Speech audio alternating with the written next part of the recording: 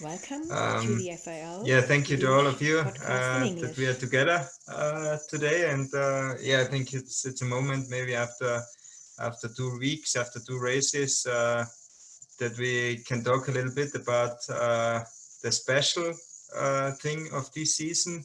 Means yeah, Corona. So I think we are all happy to slide. Or how does it feel in this special case of sliding of making races and yeah, to Rupert and Veronika, to both of you.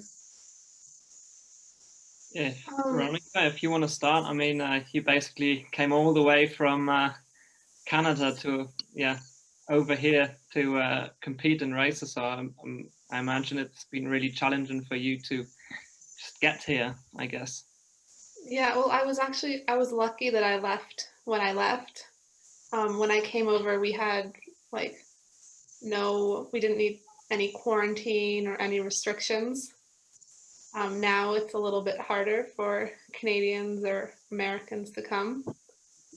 But yeah, I mean, we're lucky that we're able to keep racing and doing everything. It's definitely a little bit different than normal than all the other seasons, but I mean, so far so good. Okay, but yeah, for you maybe, Veronika, next question is for you maybe the special thing. What will Christmas look like for you? Are you able to go home or? No, so the plan was originally to go home, but now to go back into Canada, I need to quarantine for 2 weeks. And then to come back into Germany, I need another 5 days. So I'll stay in Berchtesgaden for the week. I've got a little apartment and we'll probably do some training and some work on the sleds and Okay. Just how you imagine to celebrate Christmas. I mean, Wolfi, what would you do? Like celebrate Christmas? Like that's the best thing ever. Like just doing sled work, eh? Yeah. Dream, isn't it? It's a dream. Celebrating Christmas with the sled. Yeah. Perfect. Not even Santa Claus's sled. It's, I'm afraid, your own sled. Yeah.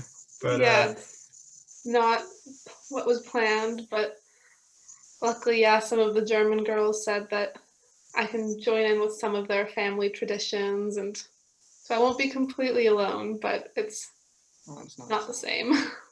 Okay, that's nice. But so that looks like yeah, Luge family. I mean, everybody's sliding against each other for sure. Okay, but the Luge family still fits together and stick together, and maybe it's more with Corona that the Luge family comes together, or does it feel like the last, I don't know, 10, 15 years? I think it's a little bit strange because we're not allowed to mix with the people outside of our who's in our training groups. So you're kind of restricted to who you're training with, so you can't really go meet up with friends after training or stuff like that. But I definitely feel like the people that you are with your training group have gotten a lot closer, and everyone's just trying to help everyone however they can. Okay, yeah, okay. I 100% agree on that as well. Very like I think it's quite challenging. Like aside the track, usually you can like get your mind off, speaking to people, meet with them, go for a coffee or something different. And this season, like you can't do that. You just basically are in the hotel or at the track, and it's I think it's tough to just clear the mind. And yeah. But so that's one thing I'm interested to know of you. I know how luge circuit, luge weeks look like, but not with Corona. So how does it look like? I mean, training, okay, and preparation, okay, but Upi, you said it's just hotel and track, but what are you doing all day in the hotel? I mean, is it getting boring, or what? Do you have any new hobbies? It actually is a bit boring. Usually I'd say I concentrate on studying instead, but in Altenburg, for example, I didn't even have Wi-Fi there, or not really working Wi-Fi. So that was a big challenge. Obviously, I had one roommate, which I spoke to all the time, but yeah, it feels the last week felt like really long. It just was, although it just was 1 week. If I think, okay, Innsbruck was a couple of days past, it was just a week ago, basically, and it felt like 3. Like it feels really long, the time. Okay. Yeah, all I can say. Yeah. Yeah. But maybe a question to straight to sliding. So how was the last 2 weeks? How was sliding? I mean, no spectators. Okay, everybody's sad about that, I think. But yeah, it's not possible in the moment to be in a normal race with spectators. But does it feel really strange, or how is the atmosphere of not just sliding, but of doing races? Does it feel good, or does it feel like hard to do all the rules, the strict things of Corona? How is it at the track? How is it for a real race weekend? Sorry, you go on. You go ahead. I think it kind of feels like we're not really racing. It feels like it's more like televised training, because like we don't have our coaches at the start. Like there's a lot less pressure, like made pressure. Just because, yeah, it doesn't really feel like we're racing because it's not full of spectators. Like our coaches aren't there at the start with us, and it's just kind of how we train every day. Yeah, the race atmosphere, it's complete, like it's not there at the start, is it? Like in the World Cup, it's, yeah, you basically stand there on the start and then, okay, there's a camera, but okay, it's something to race for, definitely, it's a World Cup, but it's not that the same feeling like it usually is, where you can actually, you kind of can smell the nervosity of the other people, and just the spectators looking at you, and everything in a tense situation, and that's not the case at the moment. So it's very different, for sure. Okay. But Veronika, how do you feel? And did you hear some of other athletes? Are the most of them, are they happy that you can race, or are they kind of sad that it's not like in a normal year? Well, I think it's a little bit of both. I think we obviously miss having the spectators and having it be how it was, but I also think we're all just really grateful that we were able to put something together, and that we're still able to slide and race, and that we're not all spending this winter stuck in our homes. Yeah, I think it's the best that we could do, so I think everyone's pretty happy about it. I haven't heard anyone complain. Okay, so Rupert, for you it's the same, or are you happy that I mean, it's just in 3 or 4 countries like Austria, Germany, Switzerland and Latvia, so not the normal winter with USA, with Canada, with China, so everything is different. But are you happy that sliding is possible, or is it sad that it's not a normal winter? I'm very sad it's not a normal winter, because I was really looking forward going to Whistler, having World Champs there. I think it's such an amazing track and amazing place to be. Then also the new track in China. It's a huge bummer not to see it this season yet. But obviously, like, I'm really grateful I can actually slide.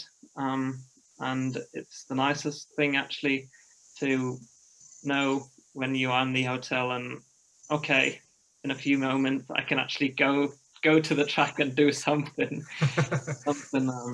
because at the moment you just are in the hotel and don't really know what to do.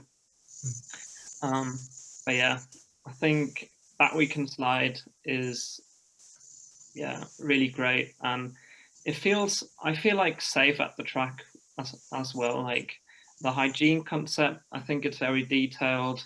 Where I don't feel that safe is more the hotel and the side aspects. But yeah, that's hard to control anyway. Okay, but you feel safe with all the concept, with the tests. So it feels good to be like with the FIL group in the moment, or does it feel like it's not working? But I think what we saw from a little bit outside, for me, the last 2 weeks, I think it works. It was okay. It was not the same, but Ignis Altenberg, it looked very good. Good sport, good sliding, good athletes. Okay, no spectators, but no problem, or maybe no big problem with Corona right in the moment. So I think it works. Or does it feel the same for you? Yeah, I agree. Like listening to other sports where you basically on pretty much a daily basis get news or new like positive cases all over the place. I mean, we are a smaller sport, but no, like at the track itself, I actually feel quite safe.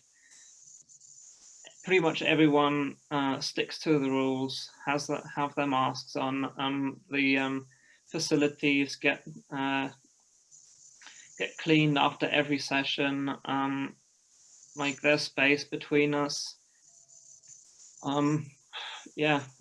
It's basically more than anything. It's just the hotels where it's every time a bit different depending on which hotel you enter.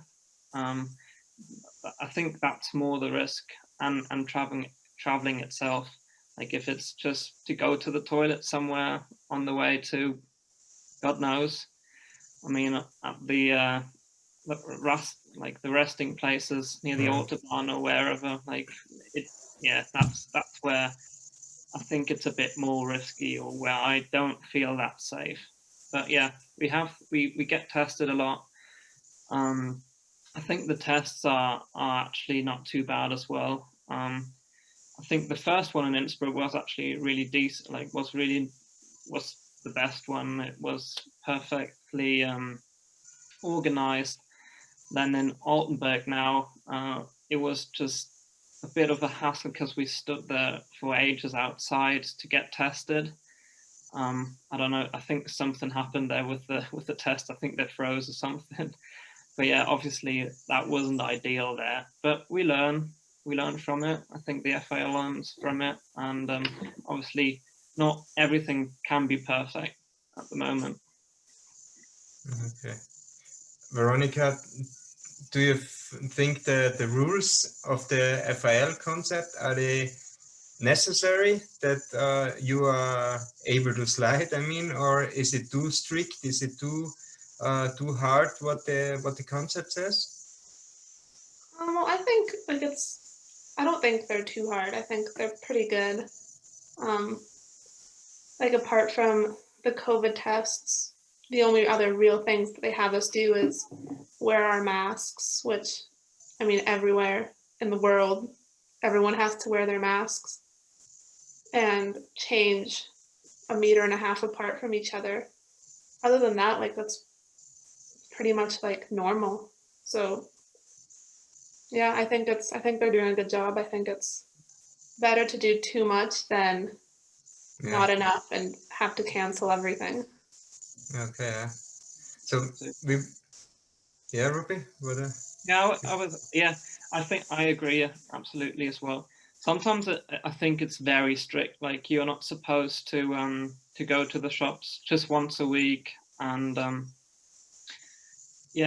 it's. I mean, it still is. I think very mentally challenging.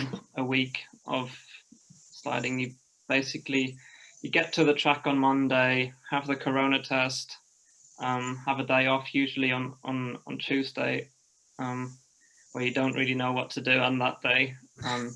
if you're lucky, your coach has booked some time in the gym. But for example, last week we just had a slot of an hour, which we split in half for 2 groups of our team. So Yeah. I mean, in 30 minutes in a gym, that's basically nothing really. And because everyone wants to go in that gym, obviously, because there's nothing to do, it's just that tiny slot you get. It's just not much to do than sliding, which is a bit challenging. I don't know, Rupi, about you, but I find also that it's kind of hard that we can't go to watch any sessions. Yeah. And they've spaced it out that by the time we arrive, the other sessions are already done. So like if you're having problems somewhere, you can't really, like, you can ask your coach to video other athletes, but you can't really go and stand there and really look at everyone's lines and kind of figure it out. So that's been a little challenging too. I think, I agree.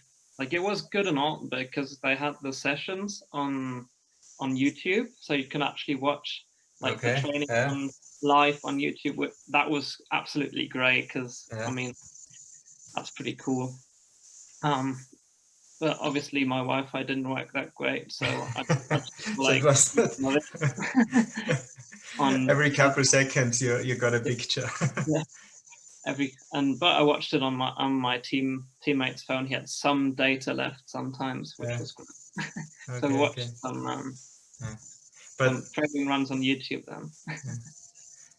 So, but it's what you say, it's not just a mental thing. The mental thing, for sure, you have to stay in the hotel. You're not allowed to meet everybody and everything else. But the other thing is like real sport, physical working out, preparation, like watching other athletes is also very different. And how was the time before the first World Cup, before Eagles?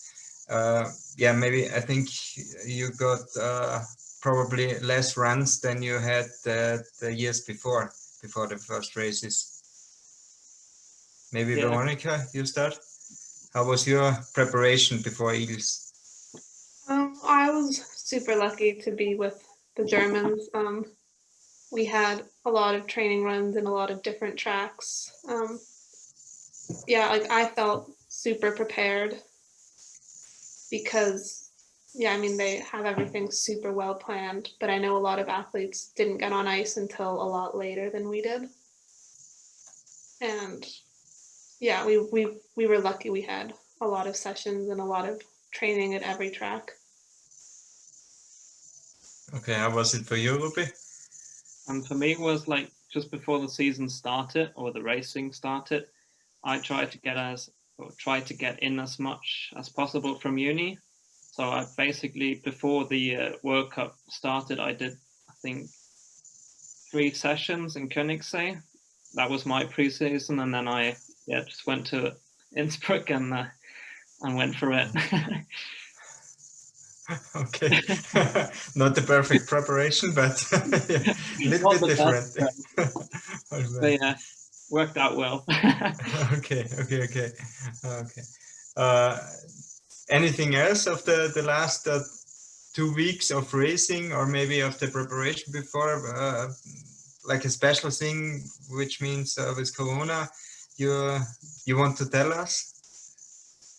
For me, maybe just because I have the slowest start times anyway, and I'm not necessarily the guy that says, "Oh yes, let's go to the gym again." But now I actually really want to go to the gym, but I can't really go. And so the preparation before the World Cup, the gyms were already closed at my place. So it wasn't ideal already for my condition, or for my physical condition anyway. But it is what it is, and I think we are very happy and grateful to slide, and let's see how the next races will be. I feel like every race they just progressively get a little bit better, like any little kinks are worked out. But yeah, no, like I think they've done a good job. They've done the best that they can, and everything's running pretty smoothly, actually. Okay, sounds cool. Sounds good. So yeah, I think I wish you all the best and good luck for the next weeks. Stay healthy, most important thing right now. And yeah, thanks to be part of this talk. Maybe we can do another one at the later season with another topic. We will see. Thank you. Perfect, thank you. Thank you for your time and the many interesting information. Thank you a lot. It was a pity that Dominic couldn't be there because he had problems with the Wi-Fi. But thank you. Good racing in Oberhof, and see you and hear you soon.